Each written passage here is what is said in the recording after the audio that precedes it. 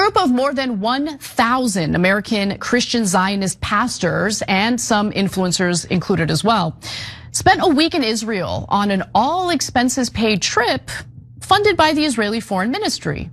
Now, why would they do that? Why? Why would they take that trip?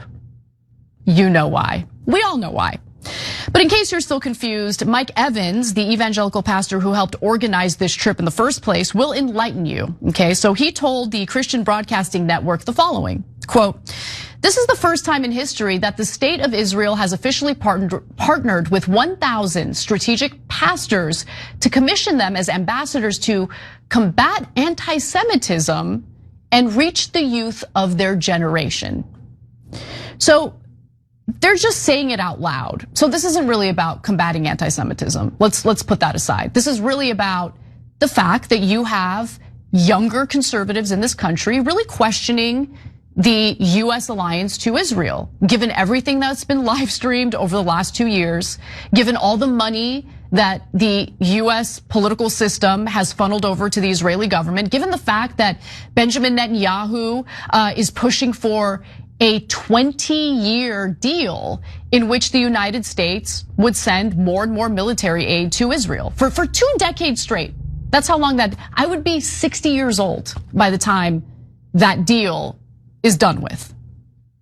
That is insane, right?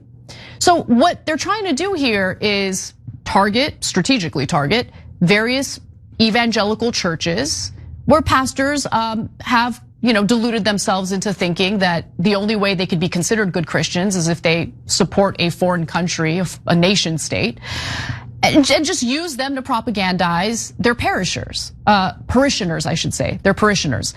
And so it's very brazen.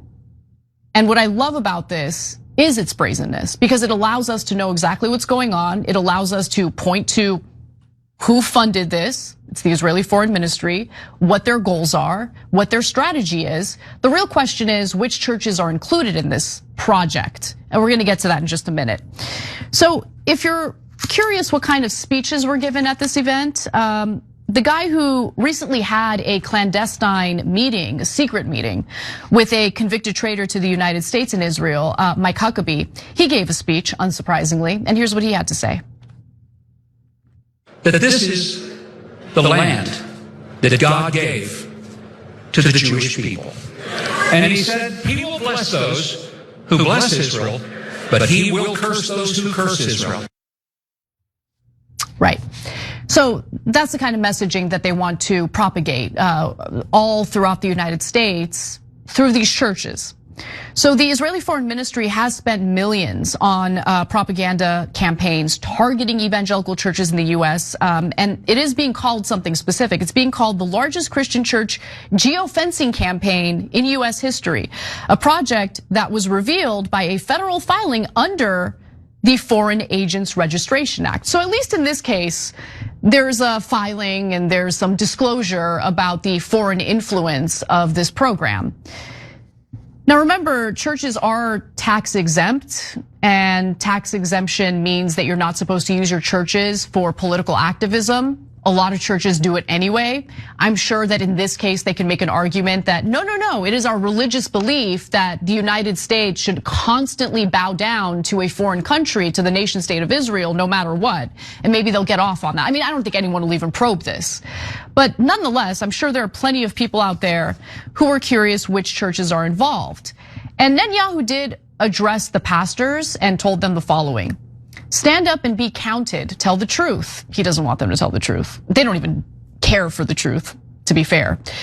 Speak to young people, speak up to be counted. I'm counting on you, and I know you'll do what has to be done. That's what our destiny calls for. So, let's talk about who's involved in this. We're talking about 1,000 pastors in the United States. We're talking about a ton of churches all across the country. And obviously I can't go through them all. But there is one account, and I did retweet this if you want to go to my Twitter account and you can check it out. But if you want to look it up yourself, Gen X Girl has incredibly compiled the list of the very churches that were included in this summit. Now, I want to be very clear. Everyone in this country is free to believe what they want to believe. They're free to say what they feel to be true, whatever they want to say. This list is meant to inform people who might be going to these churches, but don't know that their pastor took this trip to Israel to basically come back to the United States and engage in propaganda on behalf of a foreign country. I think parishioners deserve to know that. No, I'm sure a lot of parishioners are totally fine with it, and that's great. But for all the young conservatives out there, for all the young Christians out there who might be going to these churches, I think you should know. And if you do have a problem with it and you want to bring it up to your pastor and have a polite and civil debate about it, that's great. But it should end there. This is, again, for your information. Because I think it is wrong for any foreign country to engage in these like strategic missions to misinform the public, again, on behalf of a foreign country. Anyway, good work by Gen X Girl. Please check her out because she does a lot of investigating on various issues and she shows her receipts. So check that out.